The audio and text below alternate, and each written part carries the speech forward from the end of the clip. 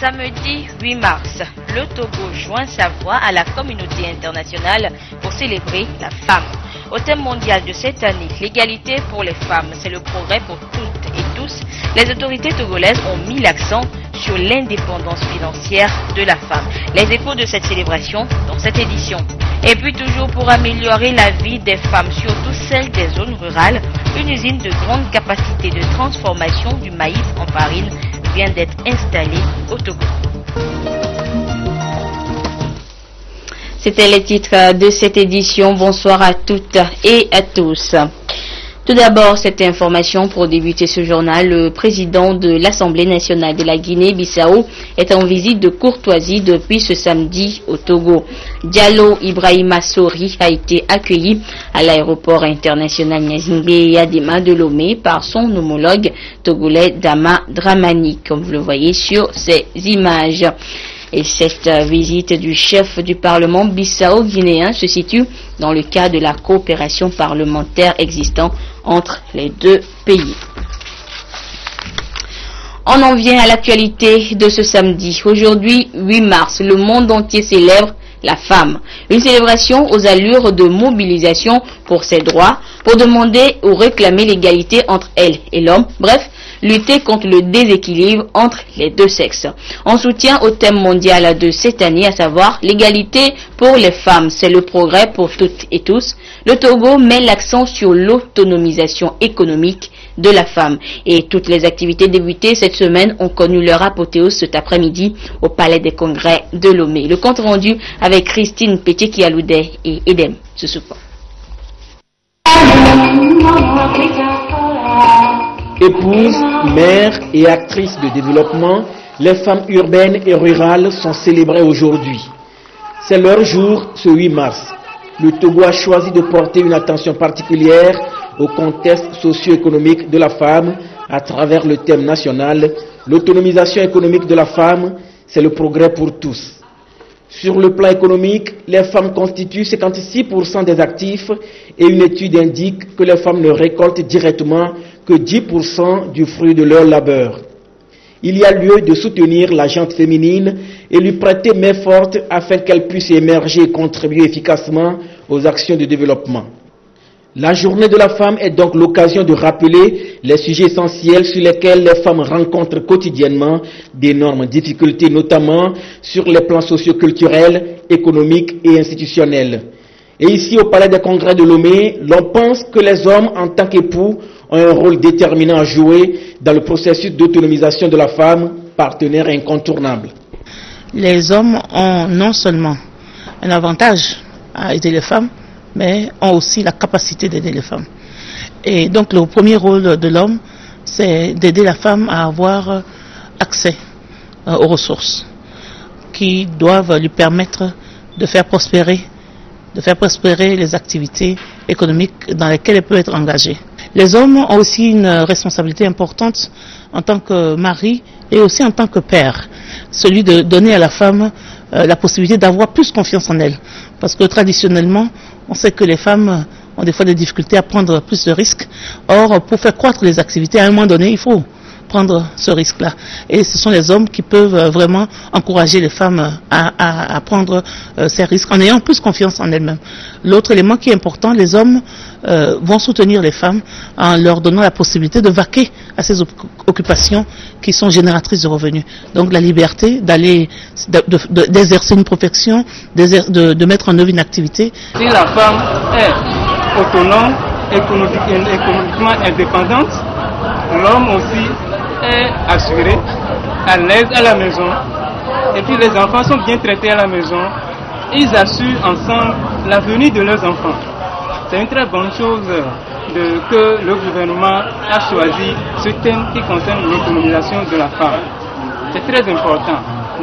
Et le gouvernement togolais, à travers les multiples appuis apportés aux femmes, soutient leur autonomisation. Ces actions sont remarquées dans les domaines tels que l'éducation, la santé, la politique, l'économie, l'agriculture, pour ne citer que ceux-là. L'idée est d'éliminer les disparités entre l'homme et la femme. Tous ici semblent reconnaître que plus la femme est économiquement autonome, mieux la nation se porte, et un accent particulier a été mis sur l'alphabétisation de la jeune fille. Toutes joyeuses en cette journée commémorative, les femmes togolaises n'en demandent pas mieux, et surtout quand leurs efforts sont reconnus et loués.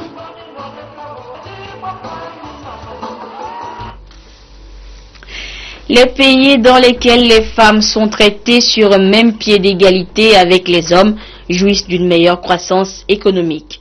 Et les entreprises qui comptent des femmes parmi leurs dirigeants affichent de meilleurs résultats.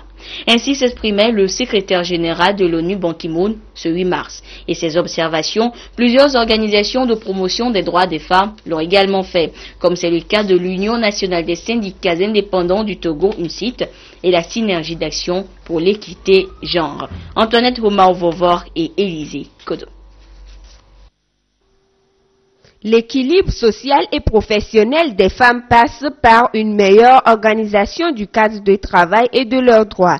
C'est l'impulsion que les femmes de l'UNSIT, Union nationale des syndicats indépendants du Togo, ont voulu imprimer à la célébration du 8 mars 2014. Nous savons que l'indépendance financière constitue un obstacle très important. Un obstacle, et en Afrique même, la nature biologique de la femme déjà en étant dès votre naissance, votre statut de femme constitue un obstacle à la promotion. Et ce soir, nous avons entretenu nos camarades femmes là-dessus pour leur dire qu'il est temps. Il est temps maintenant à ce que chacun se dépasse. La promotion de l'égalité du genre est un facteur d'autonomisation de la femme. Aussi, l'éducation de la femme est-elle nécessaire pour son épanouissement et le développement de sa nation, car, le dit-on, éduquer une femme, c'est éduquer une nation. Cette journée chargée de symboles a été mise à profit par l'association Synergie d'Action pour l'équité genre en vue de canaliser les stratégies et de recentrer les actions des femmes pour un développement harmonieux de la gente féminine. Nous souhaiterons quand même cette parité devienne effective. La femme doit réellement s'imposer. Et pour qu'elle puisse s'imposer, elle doit quand même se prendre en charge elle-même. En ce jour où la communauté internationale reconnaît quand même, et enfin, la femme dans ses droits, le pouvoir de la femme, l'importance de la femme, je pense qu'on doit nécessairement s'en réjouir et fêter. La synergie d'action pour l'équité genre a vu le jour en 2009 et œuvre pour l'amélioration des conditions de vie des femmes au Togo. Le thème retenu pour l'événement est « La femme togolaise au cœur du développement ».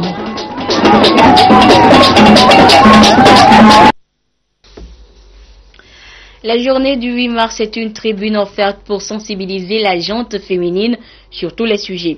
L'Ordre des avocats du Togo a échangé avec les femmes sur la prestation compensatoire après divorce. De leur côté, le syndicat des employés et cadres des banques et l'Union internationale des travailleurs de l'alimentation et des branches connexes ont échangé sur l'autonomisation économique de la femme. Esther Laclé, Nancy Tiana et Nathalie Paneke.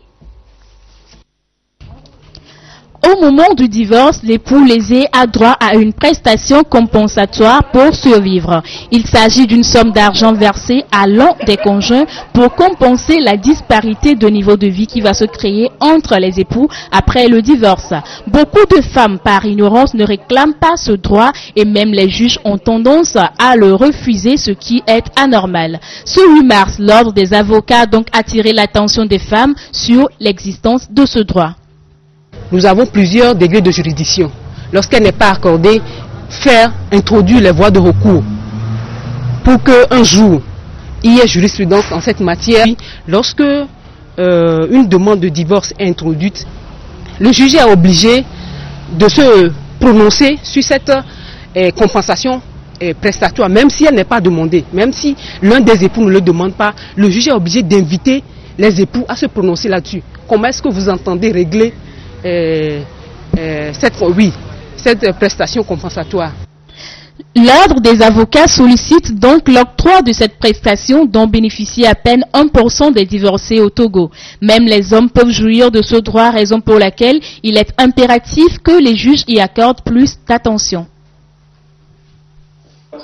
De leur côté, les femmes de la coordination du projet de l'Union internationale des travailleurs de l'alimentation et des branches connexes UITA Togo se sont retrouvées pour une réflexion autour du thème « Femmes UITA Togo, luttons pour l'égalité en faveur des femmes dans le monde entier ».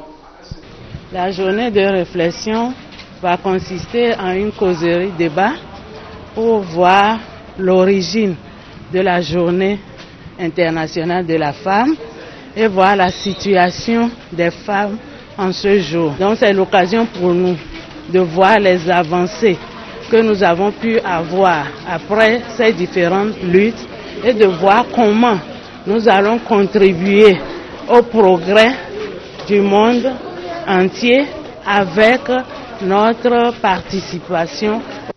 La Journée internationale de la femme a été créée par le mouvement ouvrier socialiste. Elle trouve son origine dans une grève organisée le 8 mars 1857 par les ouvrières du textile à New York pour revendiquer leurs droits. Ancienne ministre de la promotion de la femme et enseignant-chercheur aux universités du Togo, Madame Irène Achira Aïssa Assi était la conférencière de cette rencontre du 8 mars. Elle a édifié ses pairs du syndicat des employés et cadres des banques, des établissements financiers et des assurances du Togo Sembank sur la notion d'autonomisation économique de la femme. Et pour rendre les femmes autonomes, des stratégies doivent être adoptées. La meilleure stratégie pour l'autonomisation économique de la femme, c'est la scolarisation de la jeune fille. Parce que tant que les jeunes filles ne sont pas scolarisées, elles ne peuvent pas accéder à des postes de responsabilité.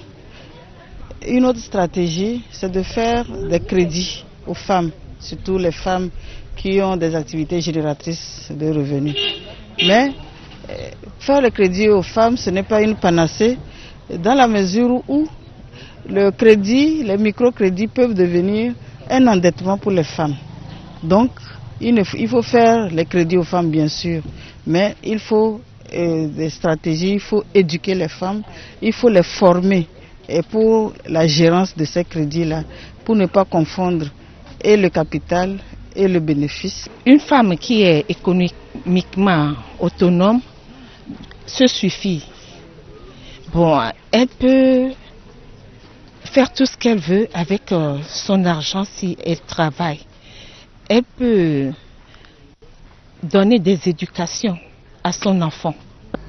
La rencontre a également eu le mérite d'aider les femmes à comprendre comment concilier la vie professionnelle et la gestion du foyer afin d'être autonomes comme le préconise le thème du 8 mars de cette année. Depuis l'officialisation du 8 mars en 1977 par les Nations Unies, celle qu'on qualifiait de sexe faible a prouvé qu'elle est capable d'être l'égale de l'homme. Et ce soir, nous vous emmenons à la découverte de la toute première femme photographe du Togo et d'Afrique. Aimée Abalo l'a croisée. Elle nous parle ici de son expérience professionnelle, de quoi inspirer la jeune génération. Malgré ses 78 ans, elle a toujours la manie d'appuyer avec précision sur le déclencheur. Renée est une ancienne photographe. Formée à Paris dans les années 50, elle a regagné le Togo, son pays, au moment de l'indépendance. On m'a écrit une lettre, comme quoi on allait avoir l'indépendance. Ils ont besoin de tous les membres, enfin de tous les Togolais pour venir travailler pour le pays, quoi. Donc, si je peux rentrer pour travailler, ils ont besoin de photographes. C'est comme ça que je suis rentrée. On m'a pris à l'information. On faisait des photos qu'on affichait dans tout le pays, quoi. Il y avait des tableaux d'affichage. Quand on faisait les reportages des signatures de crédit, enfin, avec toutes les photos qu'un reporter fait, quoi. Et puis, on les développait. Renée garde jalousement dans sa mémoire ses reportages les plus inoubliables. Dans son parcours, elle a côtoyé plusieurs personnalités du monde, dont Haïlé Sélassié d'Éthiopie ou encore Félix Houphouët-Boigny de Côte d'Ivoire. Pour Haïlé Sélassié, c'était au monument des morts là. La banque, enfin c'était la banque, je ne sais plus quel bâtiment c'est maintenant, mais le bâtiment, voilà, c'est toujours. Alors on avait fait le stand là-bas, ils étaient dessus et tout. En ce moment-là, j'étais enceinte de ma première grossesse. Donc c'était un relais, on le retourne comme ça pour prendre.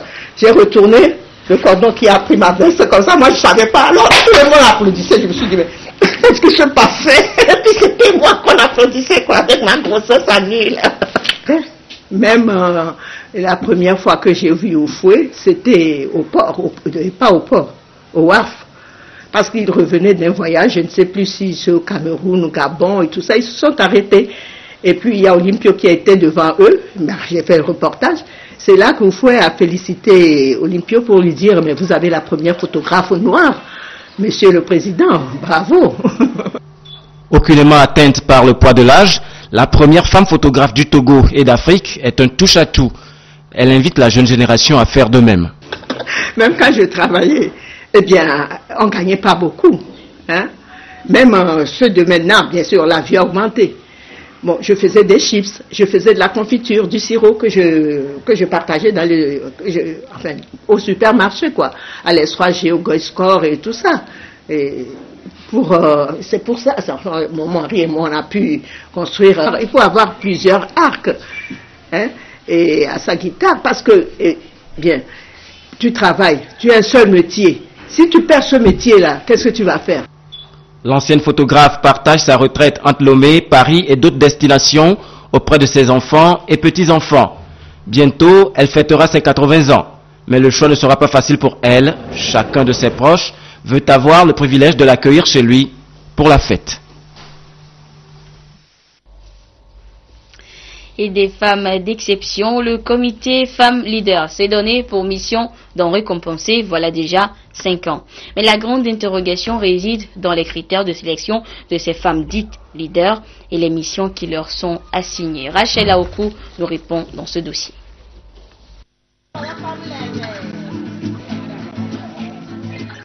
La femme se bat de jour en jour pour mériter sa place dans la société actuelle.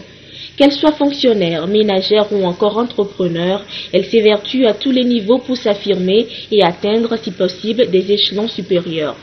Parmi ces femmes, il y en a qui se démarquent particulièrement par leur leadership et leur parcours professionnel. D'où le concept Femme Leader. Toutes les femmes peuvent être femmes leaders.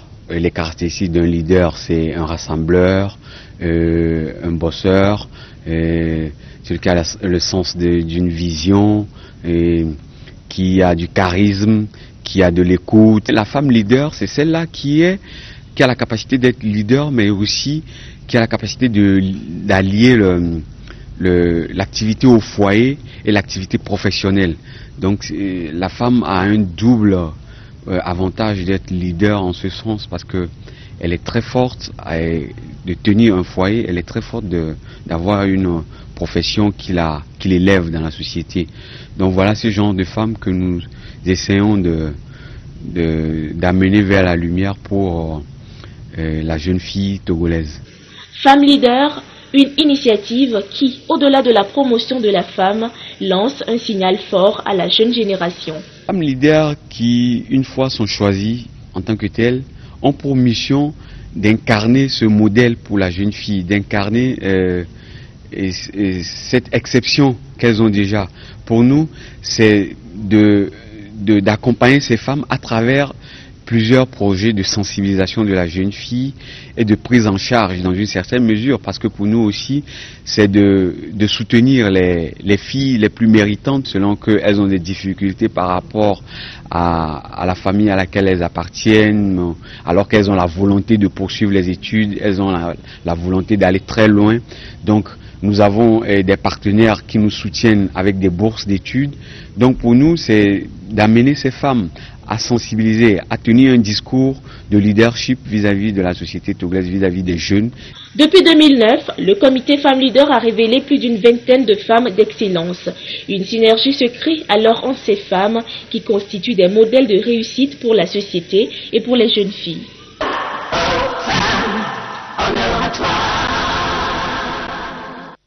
Et vous suivrez justement à la fin de cette édition, aux alentours de 21h, en direct sur la TVT, la soirée de gala de la 5e édition de ce concept Femmes Leader au Grand Rex de Lomé. En République démocratique du Congo, les autorités ont compris que pour avoir des femmes leaders dans l'avenir, il faut éduquer les filles et plus longtemps. Mais le combat n'est pas gagné d'avance. Ce matin-là, cours d'histoire consacré aux dates importantes pour le pays. Le 8 mars, journée internationale de la femme, figure en bonne place. Pourtant, en République démocratique du Congo, beaucoup de fillettes sont toujours exclues du système scolaire, même si l'école primaire est censée être gratuite partout. Seules exceptions, Kinshasa et Lubumbashi, où le niveau est meilleur, et là, il faut payer. Dans cette école publique de la capitale, c'est 60 € par an et par élève, plus que le salaire mensuel d'un fonctionnaire. Pour inciter les parents démunis à scolariser leurs filles, la directrice paye parfois leur place. Je vois la situation de la famille et je supporte ces enfants. Ils étudient gratuitement jusqu'en 6e et ils obtiennent leur certificat. Son école accueille 330 élèves, dont 200 filles, des chiffres exceptionnels au Congo. Souvent, pour économiser, les parents tranchent. Seuls les garçons vont à l'école, les filles, elles, aident à la maison. Mais ces petites écolières ont d'autres rêves. Je viens à l'école pour mon avenir, pour que je puisse arranger mon avenir de lendemain. J'ai le rêve de devenir une femme qui travaille pour son pays. Pour devenir cette femme-là, il faut étudier. Voilà pourquoi je suis en train d'étudier. Mieux éduquer les filles et plus longtemps, une priorité pour le gouvernement congolais qui vient de voter une nouvelle loi. Au moins jusqu'à 15 ans, l'école congolaise sera gratuite, ce qui est une très grande avancée pour permettre maintenant à la jeune fille d'entrer à l'école, de ne pas avoir d'autre problème que d'étudier jusqu'à 15 ans, afin d'avoir le socle minimum de connaissances qui peuvent lui permettre de se prendre en charge. De bonnes intentions qui se heurtent à une autre réalité. Tant que les enseignants congolais seront sous-payés, ils seront tentés de ponctionner les parents pour améliorer l'ordinaire. Et les petites filles resteront cantonnées à la maison. Et on revient encore sur la célébration du 8 mars au Togo. Pour cette journée, l'agente féminine de la société Togo Cellulaire a choisi d'aller au secours des enfants vulnérables du centre de protection de l'enfant en leur offrant des vivres ce samedi.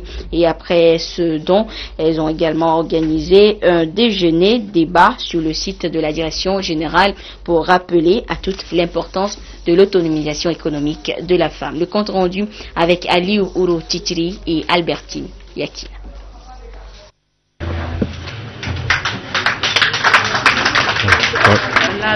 Le comité des femmes salariées de Togo Cellulaire a matérialisé la journée de 8 mars par un geste de générosité suivi d'un déjeuner au siège de l'institution. Ces femmes ont offert au centre de référence, d'orientation et de prise en charge des enfants en difficulté des vivres et non-vivres. Nous avons choisi ce centre COPESDI qui héberge près de 46 enfants, des nourrissons, des enfants âgés de 12 à 14 ans. Nous, en tant que femmes et mères, nous nous mettons à la place de ces enfants qui sont loin de leur mère, séparés. Certains ont été abandonnés à l'hôpital dès leur naissance, certains ont été abandonnés à des lieux publics, certains sont nés sans leur maman et tout, ou carrément égarés. Cette journée, c'est pour redonner un peu de sourire à ces enfants-là. Les responsables en charge de cette institution ont salué l'accompagnement des bienfaitrices. Il y a l'État qui donne sa partie, il y a Terre des Hommes qui nous appuie, il y a l'UNICEF qui nous appuie, il y a Plan Togo qui nous appuie. Et en dehors de cela aussi, il y a les bonnes volontés. C'est le cas des femmes de Togo Cellulaire qui sont arrivées aujourd'hui ce matin. Cette journée, vraiment, elle est spéciale. C'est le 8 mars. Pour agrémenter cette journée festive de la femme, une conférence sur le thème de l'année au Togo a été présentée, suivie d'un débat.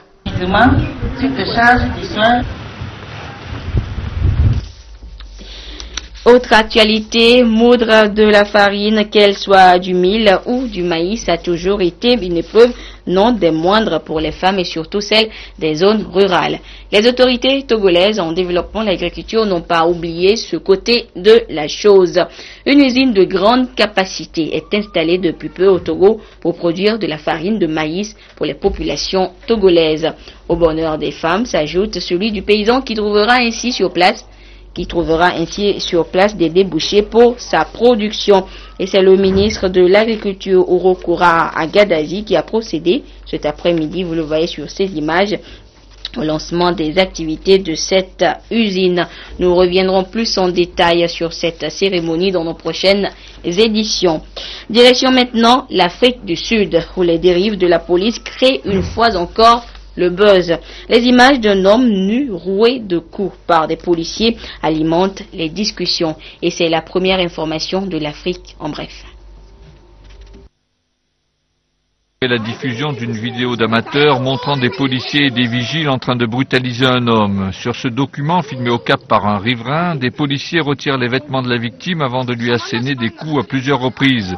La hiérarchie policière a condamné ces agissements, annoncé la suspension et l'arrestation de 2 des agents impliqués dans ces violences et invité la population à signaler les actes répréhensibles commis par des membres des forces de l'ordre. L'immigration clandestine continue de faire la une de l'actualité en Espagne, quelques jours après la tentative d'entrer en force dans les enclaves espagnoles du Maroc de plusieurs centaines de personnes. C'est dans le détroit de Gibraltar que des migrants ont tenté vendredi leur chance à bord d'un canot gonflable. Bilan 1 mort et 10 naufragés sauvés de justesse. Dans le même temps, la police espagnole diffusait les clichés de 2 jeunes hommes découverts à Melilla, cachés dans le coffre d'un véhicule. La crise centrafricaine rejaillit sur les États voisins. Le programme alimentaire mondial tire le signal d'alarme. Le flot des réfugiés fuyant les violences en RCA ne se tarit pas. Depuis décembre dernier, plus de 70 000 personnes ont fui au Tchad, 28 000 au Cameroun, 12 000 au Congo et 62 000 ont trouvé refuge en République démocratique du Congo, à Zongo, dans la province de l'Équateur. Et au Sénégal, les avocats de l'ancien président tchadien Hissène Habré sont en colère. Ils dénoncent une perquisition au domicile de leurs clients. Sur ces images, des policiers encerclent la résidence d'Hissène Habré à Dakar, où se déroule une perquisition. Dirigée par le procureur des chambres africaines extraordinaires, la perquisition a eu lieu en l'absence des conseils de l'ancien président tchadien. Pour l'un de ses avocats empêchés par la police d'entrer au domicile de son client, il s'agit d'une opération de cambriolage. En fait, son domicile n'a pas été perquisitionné. Son domicile a fait l'objet d'un cambriolage de la part d'éléments soi-disant envoyés par des chambres fantoches qui en réalité ne sont que des mercenaires à la solde de Déby, Idriss. Ils ont très bien mûri leur plan en écartant la possibilité de la présence de l'avocat. Ils ne m'ont même pas informé et quand je me suis présenté, lorsque je suis venu, ils se sont dressés et ils m'ont empêché d'accéder à la maison. Selon le parquet général auprès des chambres africaines extraordinaires, il n'y a eu aucun vice de procédure, la perquisition étant un acte d'autorité. Un inculpé ne doit pas être entendu ni interrogé en l'absence de son avocat. Mais en matière de perquisition, la présence de l'avocat n'est pas requise. La seule formalité, c'est la présence de la personne au domicile de laquelle la perquisition est effectuée. Après maintenant cette perquisition, les biens sont inventoriés, mis sous scellé. C'est à l'ouverture maintenant de ces scellés que l'avocat doit être présent, de même que son inculpé, et faire des observations nécessaires. Selon l'avocat d'Hissène Habré, des ordinateurs et des carnets d'adresses ont été saisis au cours de la perquisition. Le procureur affirme pour sa part que les documents sont placés sous scellé et seront ouverts en présence des conseils de l'ancien président tchadien. Hissène Habré est incarcéré depuis le 12 juillet 2013 à la prison du Cap Manuel à Dakar en attente de son procès. Et toujours dans le cadre de la célébration du 8 mars, pour faciliter le contact entre entreprises et postulants à un travail au Togo, le groupe BK-IAEC a initié le concept B2B. L'initiative est à sa 3e édition. Antoinette Romao, Vovor. des compétences face aux réalités des entreprises est un obstacle auquel les jeunes sont souvent confrontés sur le marché de l'emploi. Les diplômes demeurent aujourd'hui le parchemin nécessaire pour se faire engager. Toutefois, pour les employeurs, les formations ne donnent aux jeunes que des connaissances théoriques, lesquelles sont parfois jugées insuffisantes de sorte qu'elles ne favorisent pas l'employabilité des jeunes. Il s'impose alors de se mettre en conformité avec les compétences exigées dans une entreprise. D'où le concept Business to Business, B2B, initié par les étudiants de l'IAEC. Vous pouvez être bien formé, si vous n'avez pas les compétences, les entreprises ne pourront pas vous recruter. Et si elles vous recrutent, elles attendent que vous soyez capable de vos compétences.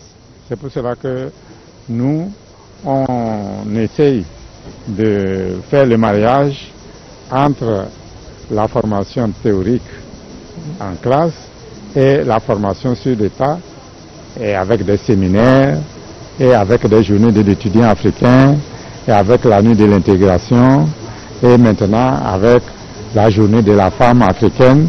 Donc toutes les réalités, nous les intégrons à nos programmes de formation.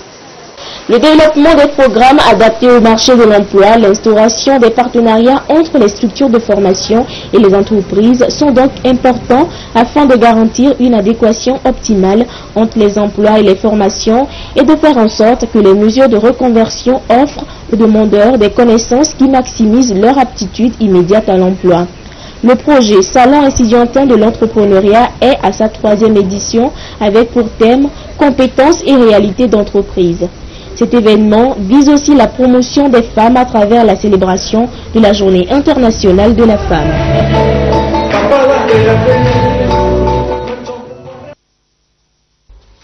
Fin de ce journal consacré à la célébration de la Journée de la femme. À toutes, je vous souhaite une bonne fête. Au revoir.